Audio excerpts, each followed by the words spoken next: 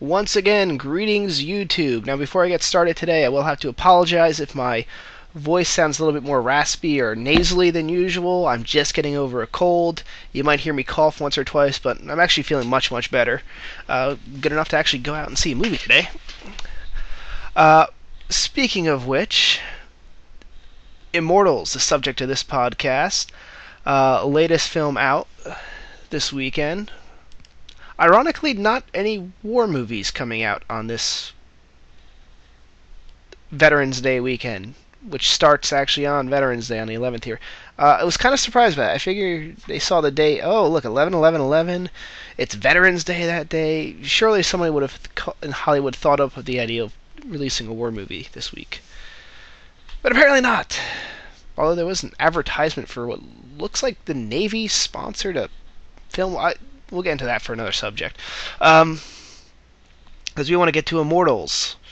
Now, as always, spoiler alerts for this. Although, if you are curious of my general opinion, listen for the first minute or two. I won't spoil anything there. But Immortals, what's my general opinion? I like this film. Now, that is coming from someone that actually does like these kind of ancient Greek films. I love the original Clash of the Titans, not so much the remake. This is infinitely better than the remake. You know, I like the original Clash of the Titans. I liked 300. I'm trying to think of the other films that are kind of classic Greek tales brought to life. Hell, growing up, I liked the Hercules: The Legendary Journeys. That was really campy, though. This film, though, I like how they do this in 300. Actually, this is really a good companion piece to 300. It's not exactly the same. It definitely doesn't have that Zack Snyder over-stylization.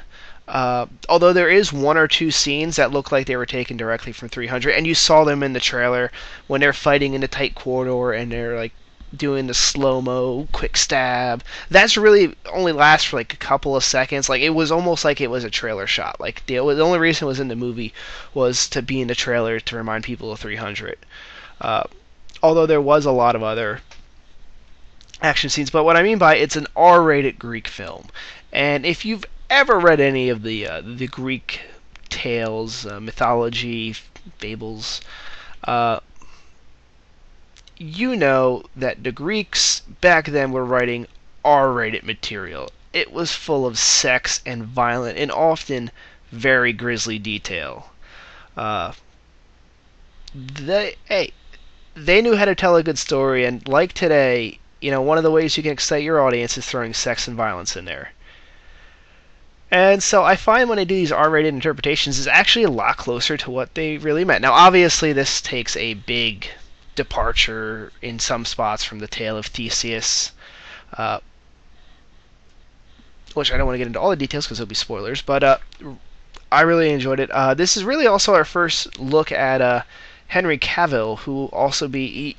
If anyone out there is British, you've probably seen him. He was on The Tudors, and it looks like he's done a lot of British films. But he's going to be the next Man of Steel. He's going to be Superman in, ironically enough, Zack Snyder's Superman.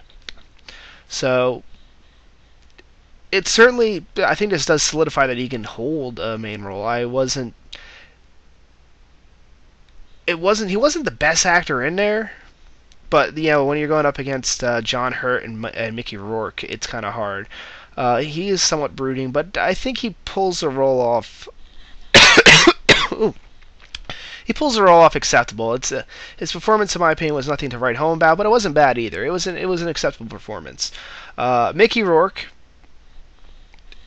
was Mickey Rourke. He was the perfect pick for this role of this being this really disgruntled and angry, powerful king, who has just now become so sick of the gods that he is going to do the biggest fuck you he can to them, which is unleash the Titans. That's not a spoiler. That's in the trailer. And John Hurt, now we are starting to get into spoilers territories, as the human form of Zeus, which was a nice little twist. And that also meant that Luke Evans really took on a lot of mannerisms of John Hurt as he's portraying Zeus in his god form, which I actually liked their portrayal of Zeus in their god form because it wasn't too much like this stereotypical, really muscular old guy with like a white beard.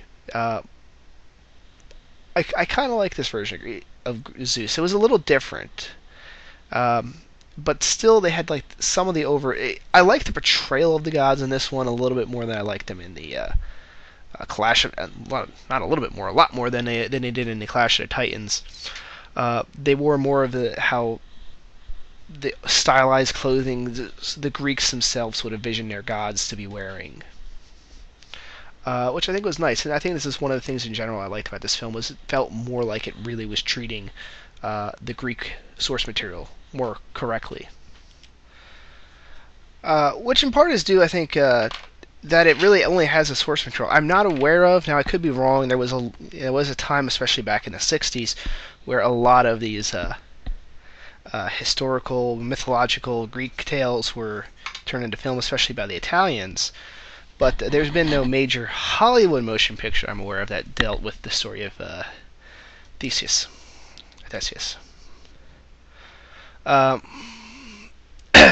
So it really is much more free and wants to go much more to the original legend. The same advantage that really Clash of the Titans had when it wanted to do the story of Perseus and Pegasus and the Kraken. But however, I do think to some degree it still suffers a bit of the same problems philosophically that Clash of the Titans, the remake, had. And what I mean by that is I think whenever you talk about what is a different culture, and ancient Hellenic culture is certainly different than modern culture, you're going to see it through your own culture's eyes, and therefore, whenever you do that, you have a very strong chance of misinterpreting things that would not be viewed in that culture in the same way. And what I mean by that is kind of how they show the gods and their depictions of the gods, and how the Greeks' attitudes are toward the gods. Now, in many philosophical ways, this film is kind of the polar opposite of the Clash of the Titans and its portrayal of the gods, and it's a little bit more the gods themselves are very orderly. They purposely are not getting involved in the affairs of men, even though they want to. They're shown much more sympathetic in that regards, to the point where really it's only Zeus. All the other gods really want to intervene and help out humanity, but Zeus feels that humanity has to do this on their own, which then goes to show, on a philosophical level, you could interpret that for being, in the Christian sense, why there's frustrations, why the gods are not intervening is because you have your free will. Therefore, you have to do this stuff for yourself. If not, there's no point in you being around. Which I think comes across much more clearly in this film than it did in Clash of the Titans.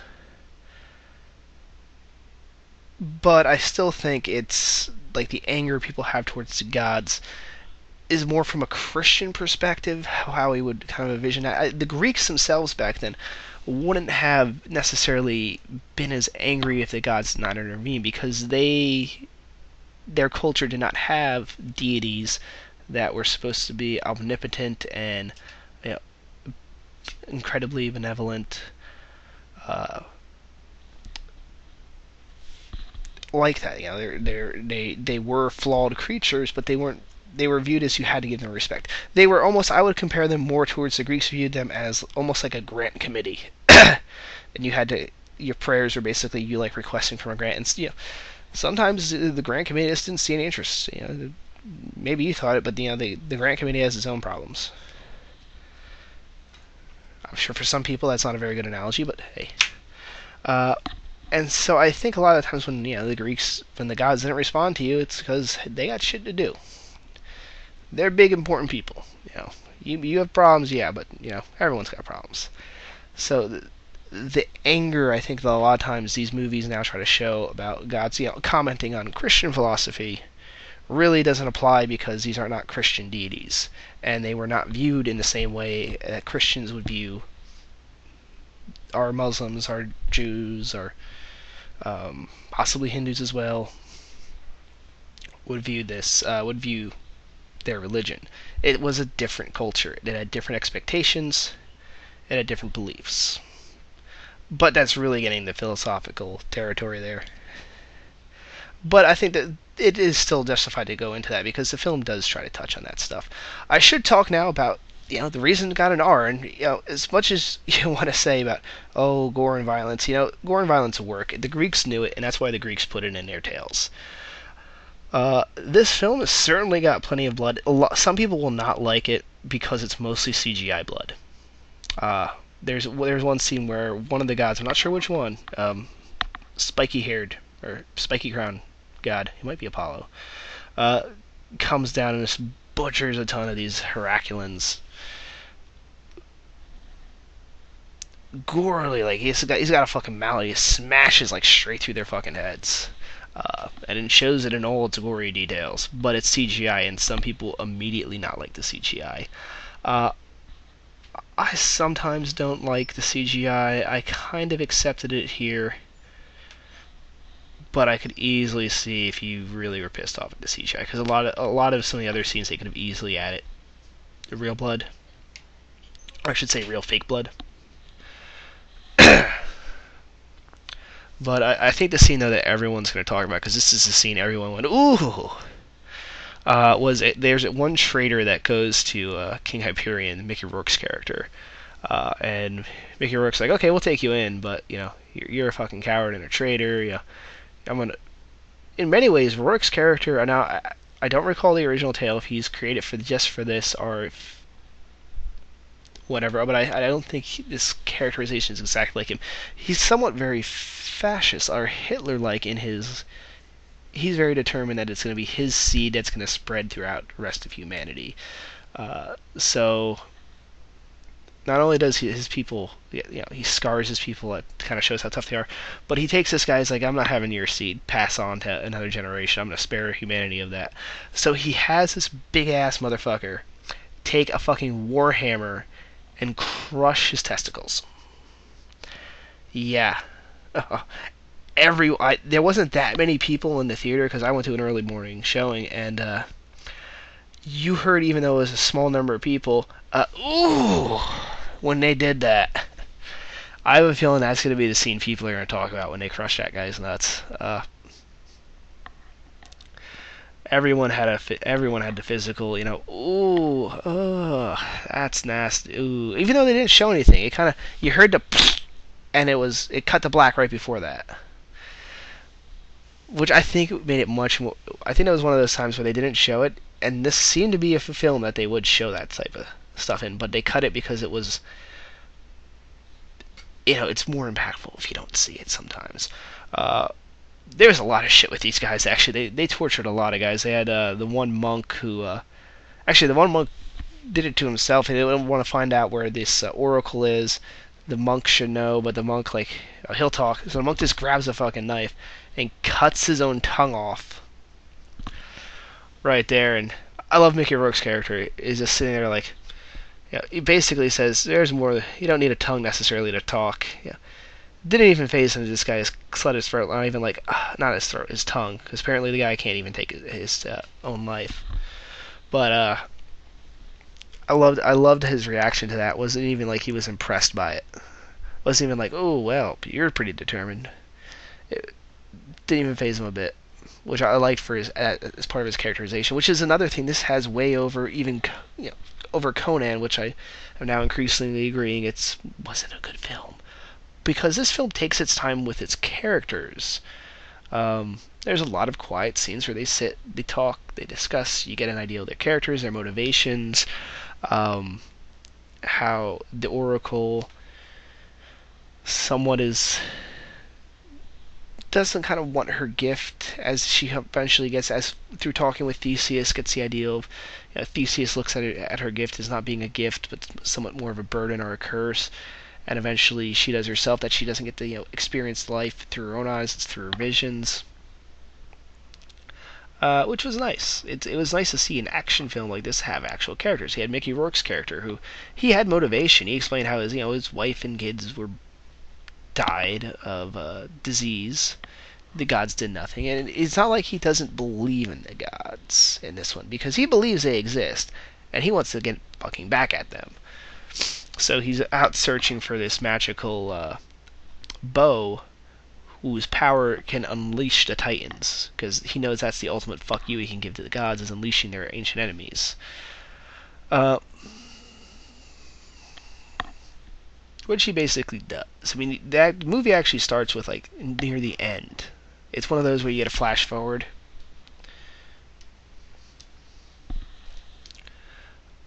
What else is there to explain in this one? There's that. There's a fucking beast guy. That is. Oh, I should talk about. Well, this is all into. I like their design of the Herculans. How they have these masks and such. Really look like nasty guys. But they have one guy who's like the beast, who has this fucking barbed wired bull mask. That is a nasty mofo. Who eventually gets turned in basically the tail. They explain later this is how the tail of the Monitor comes up. I don't think they needed to do that. I mean, we already have gods running around in this film. If you're willing to suspend your disbelief for that, I think you'll be willing to suspend your disbelief for there being an actual beast Monitor person. But whatever. They show him. There's that guy. He gets his head cut off, which was somewhat gruesomely as well. But they do introduce this guy, and basically, when the trader eventually comes in, the first thing they do is they take him to the torture area in this monastery, which Hyperion has set up as his headquarters, in which he's like torturing every holy man he could find. That was speaking of the holy man. That was another thing when I was saying with like they input modern religious beliefs onto these ancient religious beliefs, and the one priest when Hyperion first comes in there, he's telling you, if you turn back now, you'll have salvation. Ancient Greek religion really wasn't about salvation. That was really a Christian. That's really a Christian thing, or an Islamic Judaism to modern Judaism. The salvation thing, it really wouldn't be something I don't think the ancient Greek priests would be going to immediately. Because the priests, I don't think, would say they couldn't guarantee salvation. Only if you get, directly from the gods saying that. And they weren't as big into all that stuff. But I digress. Besides, Mickey Rourke lit that guy on fire. The end battle was rather interesting. I really should get into that. It's eventually Hyperion does unleash the Titans. He gets in there, he shoots his bow, it unleashes their power, and then the gods bother to show up. You figure if Zeus was going to show up, if the Titans got released, he would, okay, Mickey Rourke's there with the bow pointed at it. Let's intervene. It's now the last possible moment. We don't have to actually have the Titans unleashed before we intervene. And he shows up. So the Titans are unleashed. They do an interesting thing. It's normally when you see Titans portrayed, they're massive things. The idea that the gods basically are fighting Godzillas. And look at the God of War series. They get the idea that if you're a god, you can grow to gargantuan size. Not here. They're showed more to be like Supermen, and that they are mortal. That the Immortals are actually mortal. They can be killed. But when they show up, the gods then come down, but it's only 5. You got Zeus, Poseidon, Athena, and like 2 other guys who I forget. I'm sure they're on the IMDb with their I think Helios, was he one of them? I have the IMDb. Ares. If Ares, I'm sure if you know more of the Greek mythology than you probably were able to pick up on their symbology, who they are. But it would have been nice if they actually used more of the names. But they show up, and there's only 5 of them. Now, I know there's way more than 5 Greek gods. For example, Hera was nowhere to be seen. But I digress. You kind of... Well, I'll get into this in a second. So there's only 5 of them, and there's a couple of dozen. And actually, it seems like they kill way more than was originally in this little cage that was holding them. When you see the cage, it looks like there might be like 20 guys in there, 20 Titans, and it seems like they killed like 50. Were they packed in there? Like, I mean, I get it is they are deities, so I guess you could have them like crammed in there like it's a clown car, and there's actually more in there than you think. But you kind of wonder then how the hell did they get them in there in the first place? Because I think originally the Titans weren't supposed to be that numerous. Weren't there like 12 or something like that? Not that large of a number. But then at the very end, they show that Theseus' son, who I guess it shows Theseus was elevated to, I guess, demigod. Because somehow, basically, I don't know why they didn't lead with this, but they go in, and the gods get their asses kicked. Although they like take out, each of them take out like 10 of the Titans before they go down. But basically, all the gods get killed. The Titans kind of overwhelm them, and it's down to basically just Zeus. So Zeus, apparently they had a failsafe where they had these chains where you can pull down and he's just going to collapse the entire mountain down on top of the Titans. But he still has time to grab Athena and like teleport his way out of there. You kind of wonder if he could have done that. Why didn't they just do that from the get-go? Oh, you unleashed the Titans. Chains, pop, mountain collapse, goodbye. That would have really helped. You should have led with that, Zeus. Or you should have brought more gods, because then at the very end it shows a massive war in heaven. Theseus among them fighting some other group of guys, and the Titans, who I thought all the Titans were killed. And it was clear by the outfits that there was a bunch of other gods. Like, did he just decide not to take all the other gods with him? In that regard, there's somewhat of a sequel hook for this film. I don't know if they're going to actually do the sequel, if that is part of the mythos, was his son did something greater, or was that just a thing? I'm not sure, because I thought, for one thing, I thought the Titans were all killed. I don't know who this other group of guys that they're fighting are. They're another group of deities. And if there was, why didn't they bring the whole fucking god army with them? Because if they had more guys, I'm pretty sure they would have taken out the remaining Titans. Because, like I said, each of the gods took out about at least 10 Titans each. They were kicking some major ass before they were brought down. But overall, the film was a little more, like I said, the film was at least a lot more serious, a lot more classy than other films. Although I have to say, there was one scene where they have Frida Pinto, like when she decides to lose her virginity to Frida Pinto's character, I should say, lose her virginity to Theseus. She does a scene where she takes off her clothes. They had like something Michael Bay would shoot, where like she takes off her clothes and it's on her ass, like the entire ass fills the screen.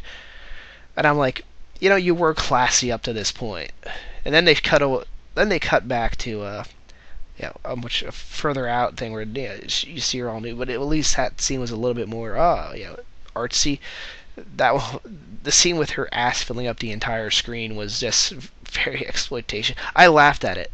I laughed that they went that obvious with the ass shot, although it was quite the glorious ass shot, I must say.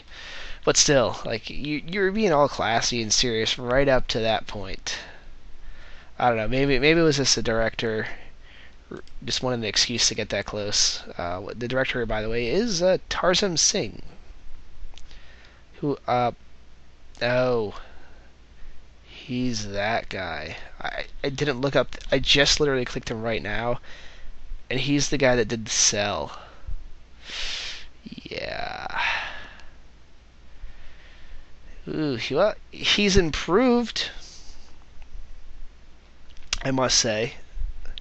This is certainly, I should have clicked and looked this up before, but he has certainly improved since his previous one. Now I'm not so surprised by the whole little exploitation shot. Very surprised. It looks like maybe he has improved though, luckily, because he looks like he was the second unit director on The Curious Case of Benjamin Button. So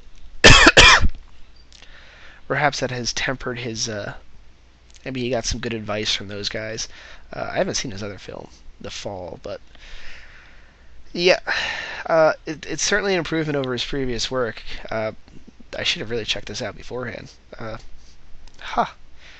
Yeah. Now that never mind. That eye shot makes perfect sense with him in charge now. Uh, what else should there's a lot of other things you're talking about. I could talk about, but I think you got the gist. I could talk about the fucking bull torture device that they fucking had. Uh, so much more thematic things. But I've gone on for 25 minutes.